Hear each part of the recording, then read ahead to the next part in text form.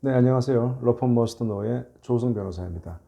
자, 오늘 협상 얘기를 몇 가지 들려드릴게요. 첫 번째는 협상을 할 때 정보 파악이 얼마나 중요하냐. 당연히 중요하겠죠. 근데 조금 더 실전적인 말씀을 좀 드려볼게요. 협상에서 정보 파악이 왜 중요하냐. 정보를 수집해야 상대방의 진의, interest라고 보통 하죠. 상대방의 진이나 상대방이 처한 상황 등을 알아낼 수 있고, 그러면 훨씬 적확한 전략을 구사할 수가 있겠죠. 제가 아는 어느 컨설팅 회사 예를 한번 들어볼까요? 그 회사는 고객 회사에 업무 제안을 하러 갈 경우에 그냥 가는 것이 아니고, 그러니까 우리 회사가 뭘 잘한다, 우리 회사는 이런 컨설팅을 잘한다라고 그것도 중요하겠지만, 내가 만날 그 회사, 그 고객사의 어떤 그 기사를 검색을 하는 겁니다. 지난 6개월간 해당 회사의 기사들을 쭉 모아서 분석을 하죠. 그러면 그 회사가 어떤 문제를 고려하고 있는지, 또 그 회사가 어떤 이슈에 주력하고 있는지를 어느 정도 파악이 가능하죠. 특히 대기업 대상으로 PT를 할 경우에는 해당 기업 CEO의 신년사나 또 인터뷰 기사 등을 활용해서 키워드가 있어요. 이 CEO가 요거를 중요시하게 생각하는구나. 키워드를 추출하고, 통상 이렇게 CEO가 지속적으로 강조하는 키워드는 회사 내에서 중요하게 다루어지기 때문이죠. 그래서 협상에서 정보 파악이 중요한 이유는 상대방의 인터레스트, 상대방의 상황을 파악할 수 있기 때문에 그런 거고요. 그러면 협상을 위한 정보 수집 장소로는 어디가 적절할까? 만약에 우리가 직접 상대방에게 질문을 해서 대화를 통해서 정보를 수집하는 경우라면 장소 선택이 중요한데요. 아무래도 상대방의 사무실에서는 그런 공식적인 분위기 때문에 좀 자유로운 대화가 어렵죠. 이리저리 눈치도 봐야 할 것이고요. 따라서 가능하면 그 사무실을 떠나서 제3의 장소에서 질문을 하도록 분위기를 유도하는 것이 바람직합니다. 자, 세 번째, 협상을 위한 정보 수집에서는 스몰 토크가 대단히 중요해요. 그러니까 상대방의 경계심을 누그러뜨리고 또 공감대를 형성하기 위해서는 자연스럽게 취미, 또 가족의 상황, 이런 것들, 가벼운 주제를 먼저 풀어내는 것도 방법이 될 수 있습니다. 특히 업무 외적으로 상대방이 관심 갖는 사항, 취미 같은 거, 낚시, 골프, 이런 것들을 알 수만 있다면 공감대를 형성해 가는데 큰 도움이 됩니다. 절대 무시하면 안 돼요. 그런 공감대에서 여러 가지 정보가 나올 수 있거든요. 자, 그다음에 그럼 정보 수집은 누구한테 해야 되느냐? 정보 수집의 대상. 우리는 보통 어떤 상대방의 그런 결정권자, 이런 사람들로부터 얘기를 들으면 가장 좋겠죠. 그런데,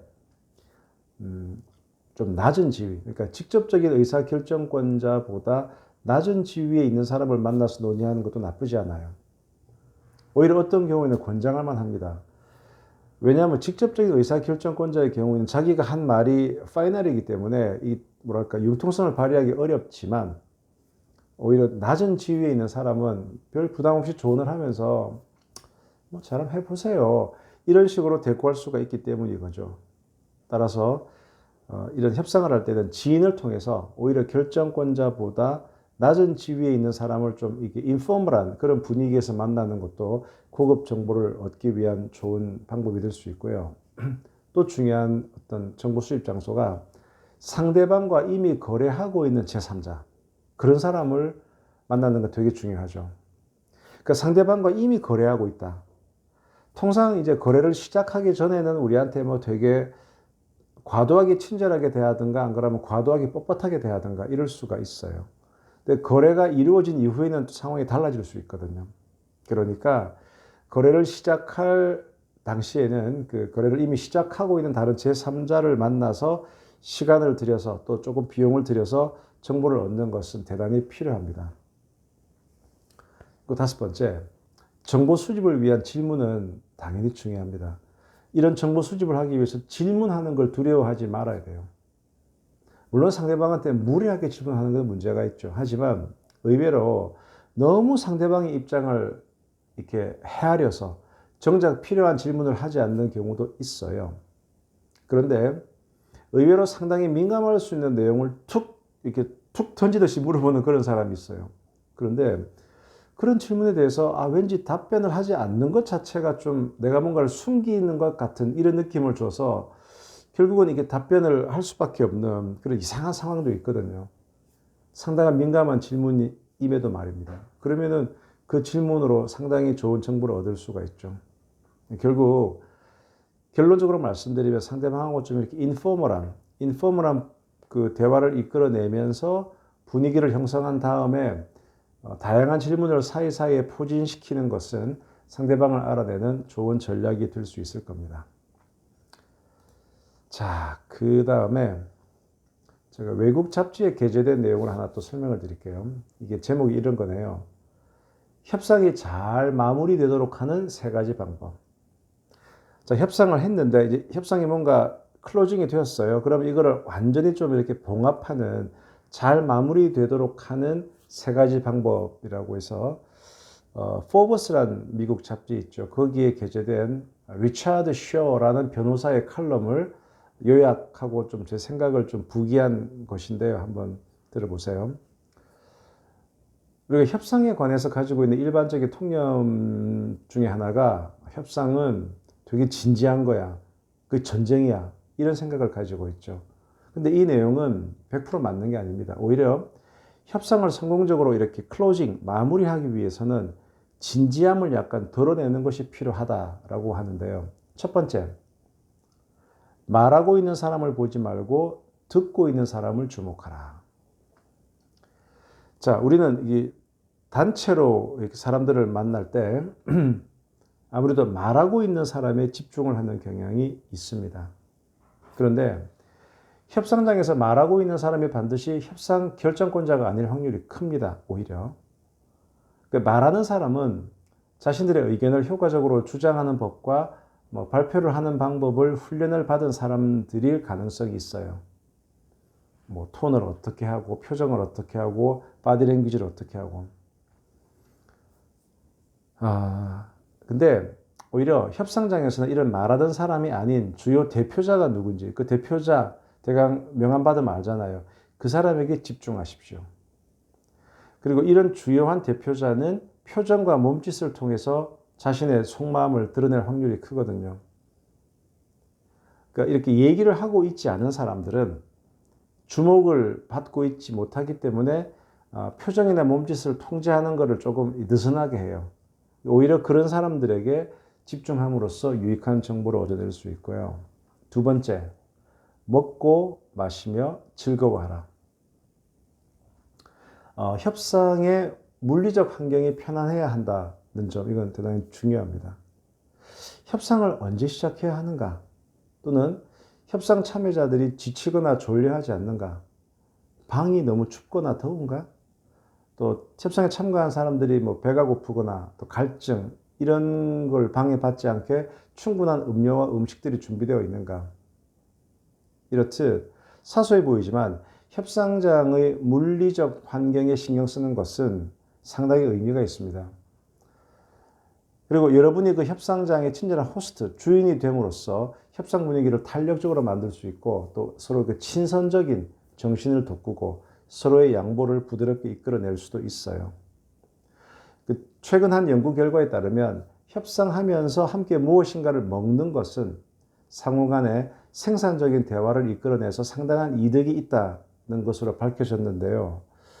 이거는 굳이 그런 어려운 연구 결과 없더라도 충분히 상정 가능할 것 같아요. 자, 협상 참여자들이 협상 중간에 좀 피곤해할 때 한 중재자가 사탕 한 그릇을 협상장에 가져왔던 적이 있는데요. 그 참가자들이 사탕을 먹고 힘도 좀 나고 또 이 협상의 격렬함에서 좀 잠시나마 벗어나서 휴식을 취할 수 있었거든요. 그러면서 조금 더 개인적으로 다가갈 수 있는 기회를 얻기도 했고요. 그 사탕 때문에 농담도 주고받았고 심지어 미소를 보이기도 했습니다. 자, 이렇게 하고 협상이 좀 브레이크 되었다가 다시 시작되었을 때는 협상 분위기는 예전보다 조금 더 친절했고 참여자들 서로가 서로에게 조금 이렇게 강경한 태도가 사라졌거든요. 자, 함께 식사를 하는 전통은 모든 인류가 공통적으로 가지고 있죠. 함께 식사를 하기 때문에 서로 관계를 발전시킬 수도 있고 또 믿음을 보여줄 수도 있고 잠시나마 무기를 내려놓는 거죠. 또 심지어 함께 식사를 함으로써 협력을 북돋울 수 있는 생물학적 반응을 일으킬 수도 있는 겁니다. 그러므로 협상장에는 충분한 물과 음식을 마련해 두십시오. 자, 그다음 마지막 세 번째. 지금 우리가 뭘 하고 있습니까? 협상이 잘 마무리, 클로징 되도록 하는 세 가지 방법인데요. 마지막 세 번째가 농담을 하라. 농담. 함께 식사를 하는 것만큼이나 농담은 많은 효과를 일으킬 수가 있습니다. 농담은 이 협상 절차를 더 인간적으로 만들어주고 쌓여있는 긴장감을 풀어주는 역할을 해줍니다. 또한 농담은 협상의 어떤 그런 고단함으로부터 참여자들이 잠시나마 정신적으로 그리고 물리적으로 벗어날 수 있게 해주고 다시 시작되는 협상에 더욱 편안하고 생기 있게 참여할 수 있도록 해주죠. 물론 적절하지 못한 농담은 오히려 협상 분위기를 악화시킬 수 있는 위험은 분명히 있습니다. 자, 근데 농담을 하는 것은 제대로 된 농담은 당신이 협상의 중심에 설 수 있게 돼서 협상을 지배할 수 있도록 해줍니다. 그러므로 평소에 재미있고 깔끔한 농담에 관해서 알아두십시오. 아까 말씀드린 대로 상대방의 기분을 상하게 할 수 있는 그런 잘못된 농담은 오히려 안 하니만 못해죠. 그리고 농담을 알아둔 후에는 농담하는 걸 연습할 필요가 있어요. 그냥 주르륵 얘기하는 것이 아니고 중간중간 이렇게 끊어주고 상대방의 반응을 보고 그래서 뭐라 그랬을까요? 이렇게 얘기했습니다. 이런 식의 좀 연습이 그 농담의 효과를 극대화시켜 주거든요. 그래서 제가 실제 만나봐도 좀 내공이 깊은 분들은 어떤 협상을 할 때 바로 메인 이슈로 바로 안 들어가요. 그리고 상당히 이렇게 상대방을 칭찬도 하면서 조크를 하면서 분위기를 띄우면 저 사람은 되게 좀 좋은 사람이구나. 그리고 나도 저 사람에게 좀 좋게 다가가야지라는 이런 이상한 마음의 부담감 이런 것들이 들어서 너무 공격적으로 좀 되지가 않아요. 뭐 비견한 예를 들면 변호사들끼리는 이런 농담이 있습니다. 어떤 사건에 정말 변호사들이 공격적이 되느냐. 어떤 재판을 하는데 상대방 변호사가 나를 공격할 때, 그러니까 재판을 하면서 되게 예의를 지키고 해야 되는데 어떤 경우에는 너무 변호사가 사건에 몰입을 해서 변호사끼리 막 인신공격을 하고 뭐 예를 들어 이거는 법과 대학생들도 이런 주장을 안 할 겁니다. 뭐 천부당 만부당한 얘기입니다. 뭐 재판부를 지금 억지로 지금 사기치고 혼란을 야기하고 있습니다. 법정에서 이런 얘기하면 있잖아요. 그때부터는 이 사건이 아니고 거의 내일이 되어 버리는 거예요.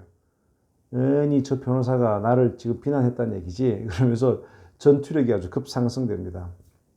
뒤집어서 얘기하면 상대방이 변호사인데 뭐 예를 들어 저 같은 경우에도 상대방이 변호사인데 평소에 제 책을 즐겨 봤다. 평소에 강의를 많이 들었다. 참 좋은 글이다. 이런 얘기를 하고 있잖아요. 약간 저도 전투 의지가 그러면 안 되는 좀 무뎌지는 걸 느껴요. 그리고 이만큼 얘기할 수 있는 거를 조금 줄이게 되고요.